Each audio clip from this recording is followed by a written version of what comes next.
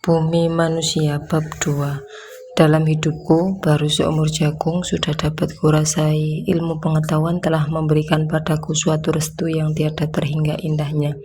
Sekali direktur sekolahku bilang di depan kelas, yang disampaikan oleh tuan-tuan guru di bidang pengetahuan umum sudah cukup luas, jauh lebih luas daripada yang dapat diketahui oleh para pelajar setingkat di banyak negeri di Eropa sendiri. Tentu dada ini menjadi gembung. Aku belum pernah ke Eropa. Benar tidaknya ucapan Tuan Direktur aku tak tahu. Hanya karena menyenangkan aku cenderung mempercayainya. Lagi pula semua guruku kelahirannya di sana, dididik di sana pula. Rasanya tak layak tak mempercayai guru. Orang tuaku telah mempercayakan diriku pada mereka. Oleh masyarakat terpelajar Eropa dan Indo dianggap terbaik dan tertinggi nilainya di seluruh Hindia Belanda. Maka aku harus mempercayainya. Ilmu dan pengetahuan yang kudapatkan dari sekolah dan kusaksikan sendiri pernyataannya dalam hidup telah membuat pribadiku menjadi agak berbeda dari sebangsaku pada umumnya. Menyalahi wujudku sebagai orang Jawa atau tidak aku pun tidak tahu, dan justru pengalaman hidup sebagai orang Jawa berilmu pengetahuan Eropa yang mendorong aku suka mencatat-catat suatu kali akan berguna seperti sekarang ini. Salah satu hasil ilmu pengetahuan yang tak habis-habis ku kagumi adalah percetakan, terutama zenkografi. Coba, orang sudah dapat memperbanyak potret berpuluh ribu lembar dalam sehari.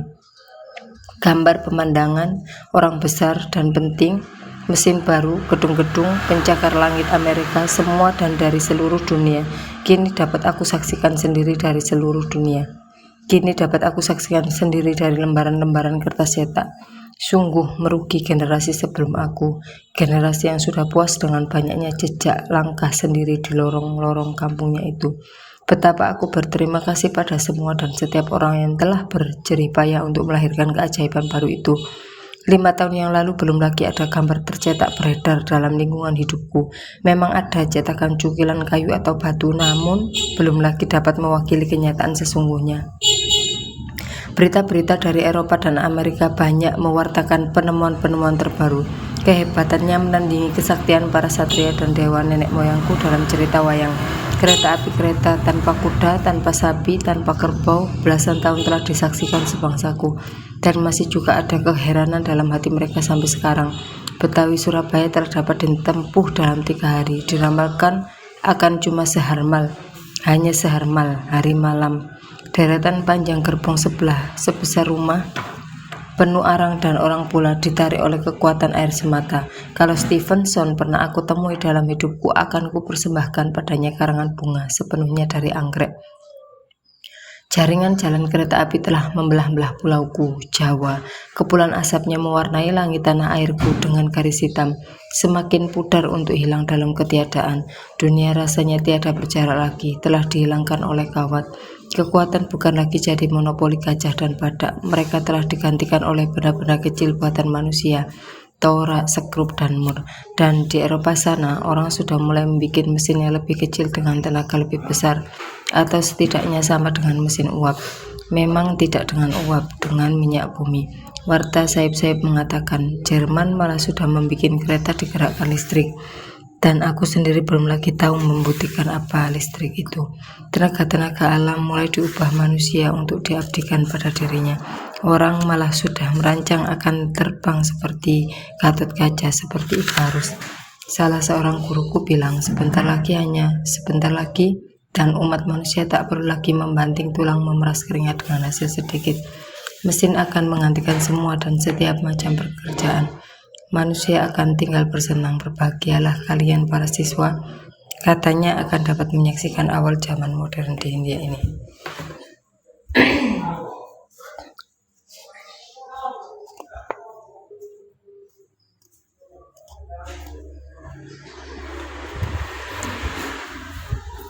Modern. Dengan cepatnya kata itu menggelombang dan membiak diri seperti bakteri di Eropa sana. Setidak-tidaknya menurut kata orang. Maka izinkanlah aku ikut pula menggunakan kata ini, sekalipun aku belum sepenuhnya dapat menyelami maknanya. Pendeknya, dalam zaman modern ini, potret sudah dapat diperbanyak sampai puluhan ribu sehari. Yang penting ada di antaranya yang paling banyak kupandangi, seorang dara cantik, kaya, berkuasa Gilang Gimalang, seorang pribadi yang memiliki segala kekasih para dewa. Sasus sembunyi-sembunyi diucapkan di antara teman-teman sekolah. Bangkir-bangkir terkait di dunia pun tiada berpeluang untuk merayunya. Ningrat gagah dan ganteng pada tunggang langgang untuk mendapatkan perhatiannya, hanya perhatian. Pada waktu-waktu menganggur sering aku pandangi wajahnya sambil mengandai-andai betapa dan betapa tinggi tempatnya. Jauh pula 11 atau 12 ribu mil laut dari tempatku, Surabaya. Pelayaran sebulan naik kapal mengarungi 2 samudra, 5 selat dan 1 terusan, itu pun belum tentu dapat bertemu dengannya. Tak berani aku menyatakan perasaanku pada siapapun. Orang menertawakan dan menamai aku gila. Di kantor pos, kata sang Sasus pula, kadang didapatkan surat lamaran yang ditujukan pada daerah yang jauh dan tinggi di sana itu. Tak ada yang sampai. Sekiranya aku bergila memberanikan diri, sama saja pejabat pos akan menahannya untuk dirinya sendiri. Darah kekasih para dewa ini seumur denganku, 18. Kami berdua dilahirkan pada tahun yang sama, 1880. Hanya satu angka berbentuk batang, 3 lainnya bulat-bulat seperti kelahiran salah cetak. Hari dan bulannya juga sama, 31 Agustus. Kalau ada perbedaan hanya jam dan kelamin. Orang tuaku tak pernah mencatat jam kelahiranku. Jam kelahirannya pun tidak aku ketahui. Perbedaan kelamin, aku pria dan dia wanita. Mencocokkan jam yang tidak menentu itu juga memusingkan. Setidak-tidaknya bila pulauku diselimuti kegelapan malam, negerinya dipanjari surya. Bila negerinya dibeluk oleh kehitaman malam, pulauku gemerlapan di bawah surya Hatulistiwa. Guruku Magda Peters melarang kami mempercayai astrologi. Omong kosong, katanya. Thomas Aquinas sambungnya pernah melihat 2 orang yang lahir pada tahun, bulan, hari, dan jam, malah tempat yang sama. Ia angkat telunjuk dan menantang kami dengan lelucon astrologi. Nasib keduanya sungguh tidak pernah sama. Yang seorang tuan tanah besar, yang lain justru budaknya. Dan memang aku tidak percaya. Bagaimana akan percaya? Dia tidak pernah jadi petunjuk untuk kemajuan ilmu dan pengetahuan manusia. Kalau dia benar, cukuplah kita takluk padanya. Selebihnya boleh dilempar ke keranjang babi. Dia tak akan mampu meramalkan siapa darah itu. Di mana tempatnya, tak bakal. Pernah aku ramalkan diri untuk iseng horoskop dibolak dan dibalik. Sang peramal buka mulut, nampak 2 gigi emasnya. Bila Tuhan ada kesabaran, pasti. Dengan demikian aku lebih mempercayai akalku. Dengan kesabaran seluruh umat manusia menemuinya pun aku tak bakal mungkin. Aku lebih mempercayai ilmu pengetahuan akal. Setidak-tidaknya padanya ada kepastian-kepastian yang bisa dipegang. Tanpa mengetuk pintu kamar pemondokanku, Robert Surhoff, di sini tak kupergunakan nama sebenarnya, masuk. Didapatinya aku sedang mencangkungi gambar sang dara, kekasih para dewa itu. Ia terbahak diri menggerebek dan tersipu. Lebih kurang ajar lagi justru seruannya. Ahoy si piluginik, mata keranjang kita, boy kita. Bulan mana pula sedang kau rindukan? Memang aku berhak mengusirnya, tapi tunggu, siapa tahu. Astrolog itu tahu segala kecuali dirinya sendiri. Kemudian seperti biasa ia lanjutkan dengan seringai. Biar aku ceritakan, dia temanku sekolah di HBS, Jalan HBS, Surabaya. Dia lebih tinggi daripadaku, dalam tubuhnya mengalir darah pribumi, entah berapa tetes atau gumpal. Jangan yang itu, bujuknya dengan suara rintian. Juga ada seorang dewi di Surabaya ini, cantik tiada bandingan, tidak kalah dari gambar itu. Itu toh hanya gambar. Apa yang kau maksudkan dengan cantik? Apa? Kan kau sendiri sudah rumuskan, letak dan bentuk tulang yang tepat diikat oleh lapisan daging yang tepat pula. Benar, terusku setelah kehilangan kekikukan. Apalagi? Kulit yang halus lembut, mata yang bersinar dan bibir yang pandai berbisik. Kau sudah tambahi dan ubah dengan pandai berbisik. Jadi bibir itu hanya harus bisa memekik dan mengetuki kau. Kan biarpun mengetuki asal berbisik tidak apa. Aku mendiamkannya. Pendeknya, kalau memang jantan piloginik sejati, mari aku bawa kau ke sana. Aku ingin lihat bagaimana akan solah dan tingkahmu. Apa kau memang sejantan bibirmu?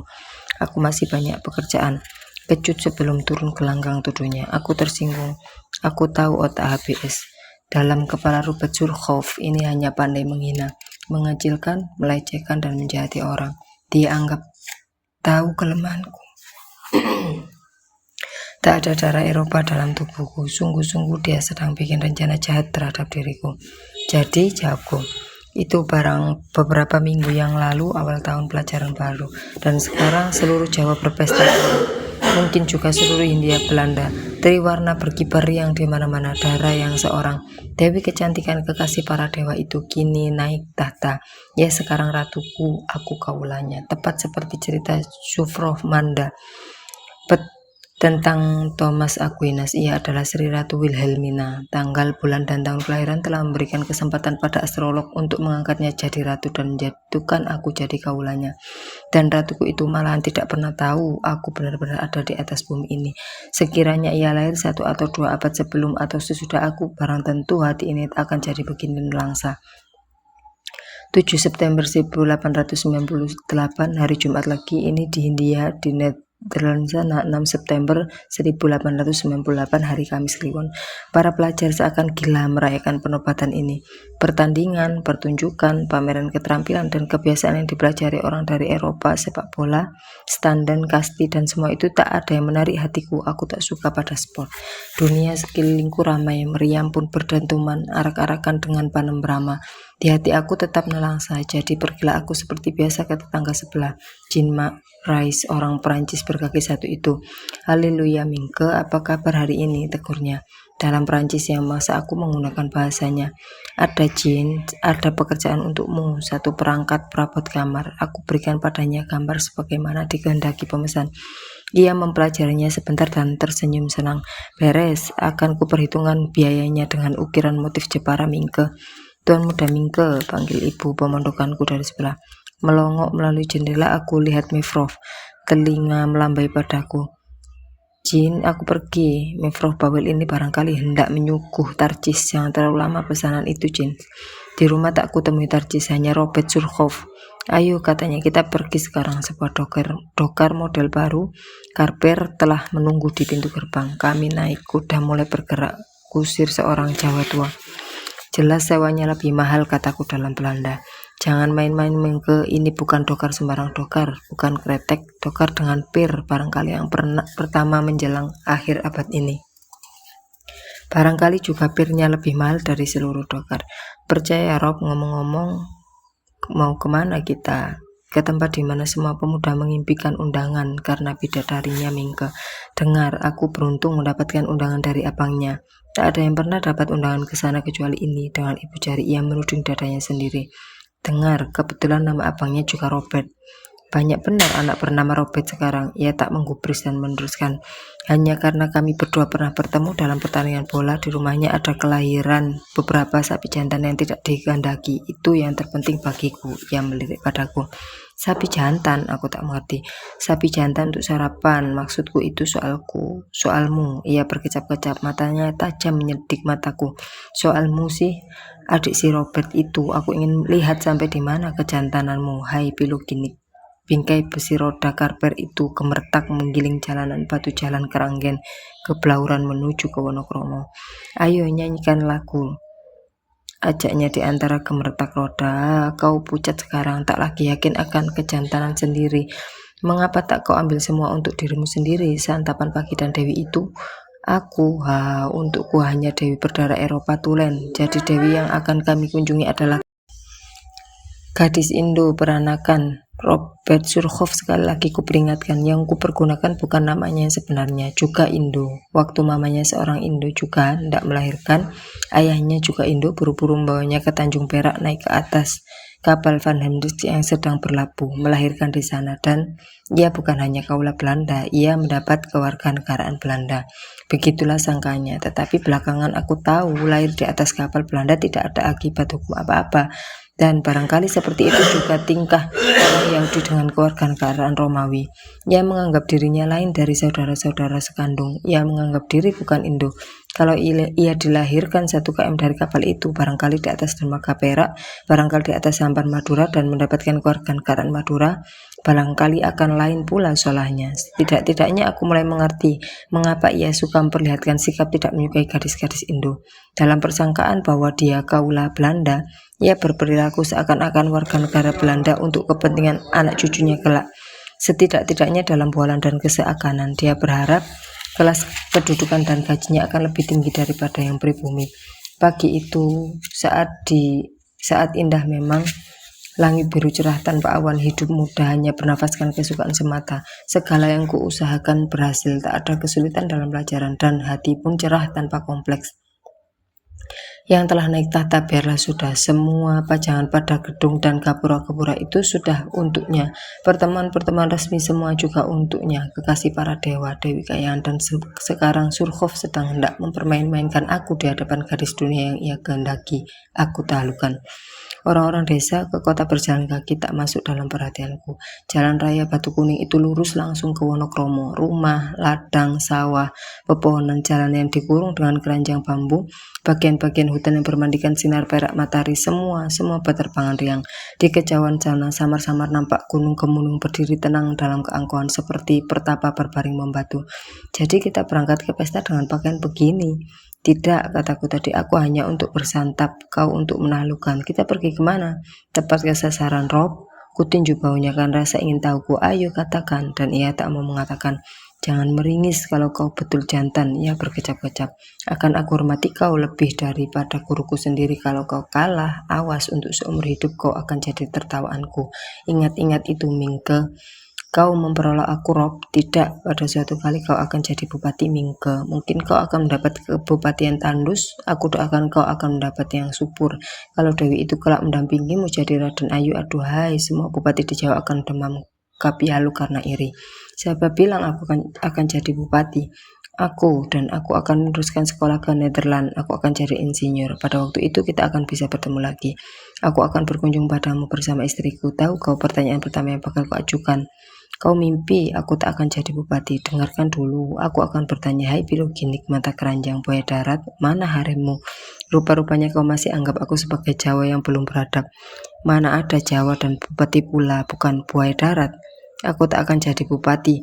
Ia tertawa melecehkan dan Dokar itu tak juga berhenti. Makin lama makin jauh meninggalkan Surabaya. Aku agak tersinggung sebenarnya. Ya, aku memang mudah tersinggung. Rob tidak peduli. Memang dia pernah berkata, satu-satunya bukti pembesar Jawa tidak berniat punya harem hanya dengan beristri orang Eropa, Toto atau Indo. Dengannya ia tak bakal bermadu. Karper mulai memasuki daerah Wonokromo. Lihat ke kiri, Rob, menyarani. Sebuah rumah bergaya Tiongkok berbelataran luas dan terpelihara rapi dengan pagar hidup. Pintu dan jendela depan tertutup, catnya serba merah, tidak menarik perasaan keindahanku. Dan siapa tidak tahu rumah siapa dan apa itu? Rumah pesir Suhian Babah Ahjong punya. Tapi Dokar berjalan terus, tetap lihat ke kiri. Barang 100 atau 150 meter di sebelah kiri rumah pesir itu nampak kosong tanpa rumah. Kemudian menyusul rumah loteng dari kayu juga berpelataran luas. Dekat di belakang pagar kayu terpasang papan nama besar dengan tulisan Borderij Buitensrock, dan setiap penduduk Surabaya dan Wonokromo kiraku tahu belaka, itulah rumah hartawan besar Tuan Melema, Herman Melema. Orang menganggap rumahnya sebuah istana pribadi, sekalipun hanya dari kayu jati. Dari kejauhan sudah nampak atas sirapnya dari kayu kelabu. Pintu dan jendela terbuka lebar, tidak seperti pada rumah plesir Ahjong. Berandanya tidak ada, sebagai gantinya sebuah konsol cukup luas dan lebar melindungi anak tangga kayu yang lebar pula, lebih lebar daripada pintu depan. Sampai sejauh itu orang hanya mengenal nama Tuan Melema. Orang sekali-kali saja atau sama sekali tak pernah melihatnya lagi. Sebaliknya orang lebih banyak menyebut-nyebut gundiknya, Nyai Ontosoro, gundik yang banyak dikagumi orang, rupawan, berumur 30-an, pengendali seluruh perusahaan pertanian besar itu. Dari mana Buitensrock itu ia mendapatkan nama Ontosoro, sebutan Jawa. Kata orang, keamanan keluarga dan perusahaan dijaga oleh seorang pendekar Madura, Darsam dan pasukannya. Maka tak ada orang berani datang iseng ke istana kayu itu. Aku terhenyak. Dokar tiba-tiba membelok melewati pintu gerbang, melewati papan nama Borderij Buitensrock, langsung menuju ke tangga depan rumah. Aku bergidik. Darsam yang belum pernah aku lihat itu muncul dalam benakku. Hanya kumis, tak lain dari kumis, sekepal dan celurit. Tak pernah ada cerita orang mendapat undangan dari istana angker sangar ini. Kesini, ia hanya menunggu. Seorang pemuda Indo-Eropa membuka pintu kaca, menuruni anak tangga, menyambut Surkov. Nampaknya ia seumur denganku. Ia berwajah Eropa, berkulit pribumi, jangkung, tegap, kuku. Hai Rob. Oh Rob, sambut Surkov.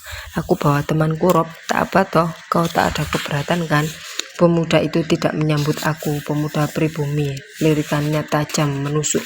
Aku mulai gelisah. tahu sedang memasuki awal babak permainan. Kalau dia menolak, Surkhov akan tertawa dan dia akan tunggu aku merangkak ke jalan raya dalam halauan Darsam. Dia belum menolak, belum mengusir. Sekali saja bibirnya bergerak menghalau, kemana mesti aku sembunyikan mukaku. Tapi tidak, mendadak ia tersenyum mengeluarkan tangan. Robert Melema, ia memperkenalkan diri. Mingke, balasku. Ia masih juga menjabat tanganku, menunggu aku menyebutkan nama keluargaku. Aku tak punya, maka tak menyebutkan. Ia mengernyit. Aku mengerti, barangkali dianggapnya aku anak entak atau belum diakui ayahnya melalui pengadilan. Tanpa nama keluarga adalah Indohina, sama dengan pribumi. Dan aku memang pribumi, tapi tidak, ia tak menuntut nama keluargaku. Senang berkenalan denganmu, mari masuk. Kami menaiki jenjang. Hatiku tetap curiga melihat lirikannya yang tajam. Pemuda macam apa pula Robert Melema ini? Kecurigaan tiba-tiba hilang sirna. Suasana baru menggantikan. Di depan kami berdiri seorang gadis berkulit putih halus, berwajah Eropa, berambut dan bermata pribumi. Dan mata berkilauan itu seperti sepasang kejora. Dan bibirnya tersenyum meruntuhkan iman. Kalau gadis ini yang dimasukkan Surkhov, dia benar. Bukan saja menandingi, malah mengatasi Sri Ratu. Hidup dari darah dan daging, bukan sekedar gambar. Annelies Melema. Ia mengulurkan tangan padaku, kemudian pada Surkhov. Suara yang keluar dari bibirnya begitu mengesani, tak mungkin dapat kulupakan seumur hidup. Kami berempat duduk di cerotan. Robert Surkhov dan Robert Melema segera terlibat dalam percakapan tentang sepak bola. Pertandingan besar yang pernah mereka saksikan di Surabaya. Aku merasa kikuk untuk mencampuri, tak pernah aku suka pada sepak bola. Mataku mulai menggerangi ruang tamu yang luas itu, perabot, langit-langit, kandil-kandil, kristal yang berkelantungan, lampu-lampu gas gantung dengan kawat menyalur dari tembaga entah di mana sentralnya. Potret Sri Ratu Emma yang telah turun tahta terpasang pada figura kayu berat, dan untuk kesekian kali pandang ini berhenti pada wajah Annelies juga. Sebagai penjual perabot rumah tangga, sekali caup sudah dapat aku menentukan barang-barang itu mahal belaka. Dikerjakan oleh para tukang yang mahir. Permadani di bawah si C bergambarkan motif yang tak pernah kutemui, mungkin pesanan khusus. Lantainya terbuat dari parket tegel kayu yang mengkilat oleh semir kayu. Mengapa diam saja? Tegur Annelies dengan suara manis dalam Belanda pergaulan. Sekali lagi ku tatap wajahnya, hampir-hampir aku tak berani menentang matanya. Tiadakah dia jijik padaku sudah tanpa nama keluarga dan pribumi pula? Aku hanya bisa menjawab dengan senyum manis tentu, dan sekali lagi melepas pandang pada perabot. Dan semua serba bagus di sini. Suka kau di sini? Suka sekali. Dan sekali lagi kupandangi dia. Sesungguhnya kecantikannya memang memukau. Di tengah-tengah kemewahan ini ia nampak agung, merupakan bagian yang mengatasi segala yang indah dan mewah. Mengapa kau sembunyikan nama keluargamu? Tanyanya. Tak ada yang kusembunyikan, jawabku, dan mulai gelisah lagi. Apa perlu benar kusebutkan? Aku lirik Robert Surkhov. Ia tidak tertikam oleh lirikanku. Ia sedang asik tenggelam dalam sepak bolanya dengan Robert Melema.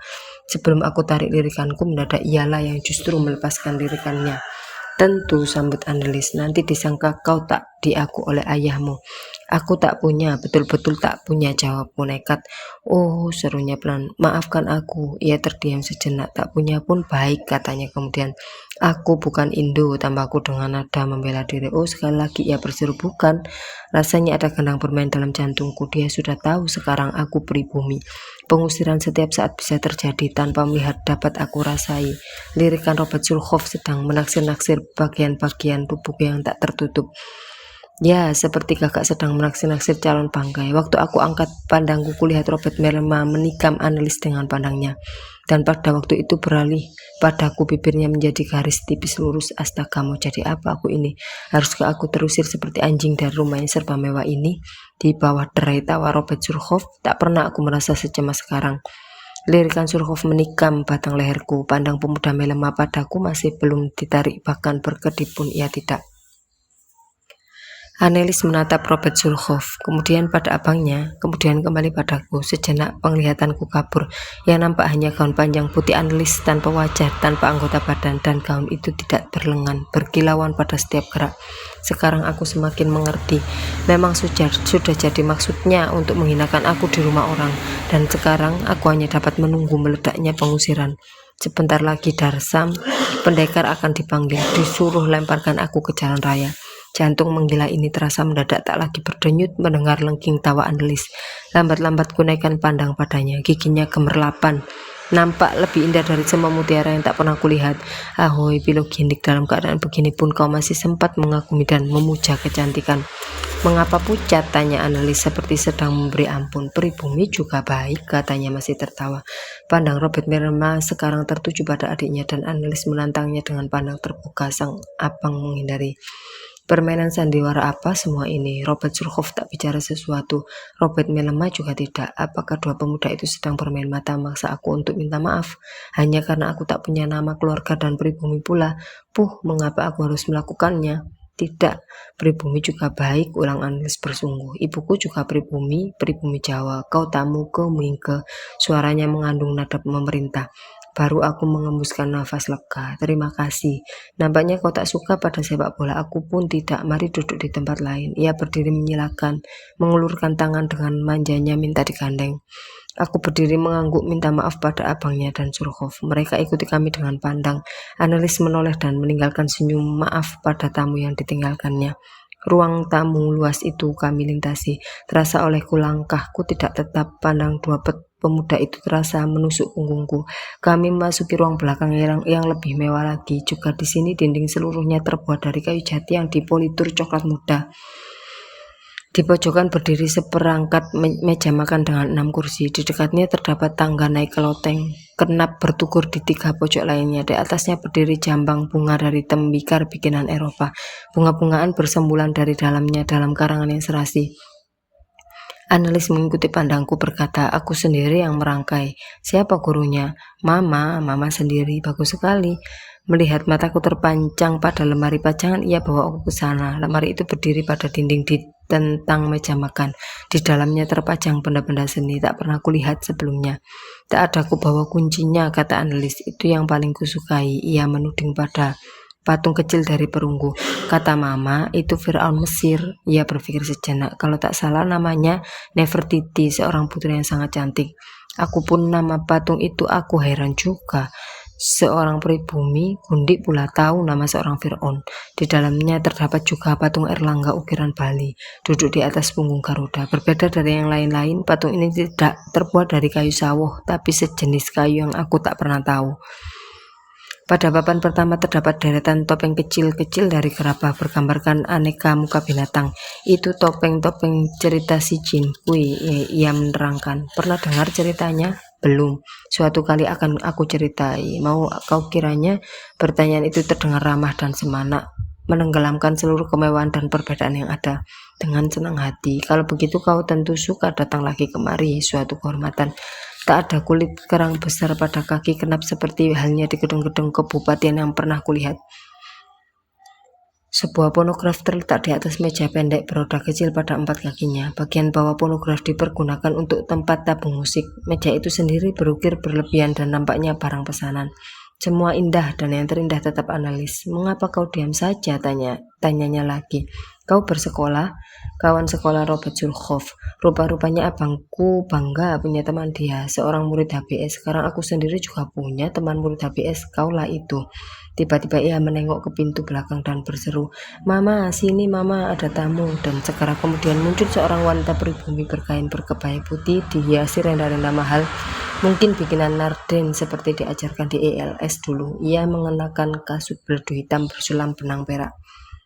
Permunculannya begitu mengesani karena dandanannya yang rapi, wajahnya yang jernih, senyumnya yang keibuan, dan riasnya yang terlalu sederhana. Ia kelihatan manis dan muda, berkulit langsat, dan yang mengagetkan aku adalah Belandanya yang baik dengan tekanan sekolah yang benar. Ya analis, siapa tamumu? Ini Mama Mingke namanya, pribumi Jawa Mama. Ia berjalan menghampiri aku dengan sederhananya, dan inilah rupanya Nyai Ontosoroh yang banyak dibicarakan orang. Buah bibir penduduk Wonokromo dan Surabaya, Nyai penguasa Borderich Butenshop, pelajar HBS Mama. Oh ya? Betul itu? Tanya Nyai padaku, dan aku ragu. Haruskah aku ulurkan tangan seperti pada wanita Eropa, atau aku hadapi dia seperti wanita pribumi? Jadi aku harus tidak peduli, tapi dialah justru yang mengulurkan tangan. Aku terheran-heran dan kikuk menerima jabatannya. Ini bukan adat pribumi Eropa. Kalau begini caranya, tentu aku akan mengulurkan tangan lebih dahulu. Tamu analis juga tamuku, katanya dalam Belanda yang fasih. Bagaimana aku harus panggil? Tuan? Sinyo? Tapi bukan Indo. Apa aku harus panggil dia, Nyai atau Mevro? Betul pelajar HBS? Tanyanya tersenyum ramah. Betul. Orang memanggil aku Nyai Ontosoro.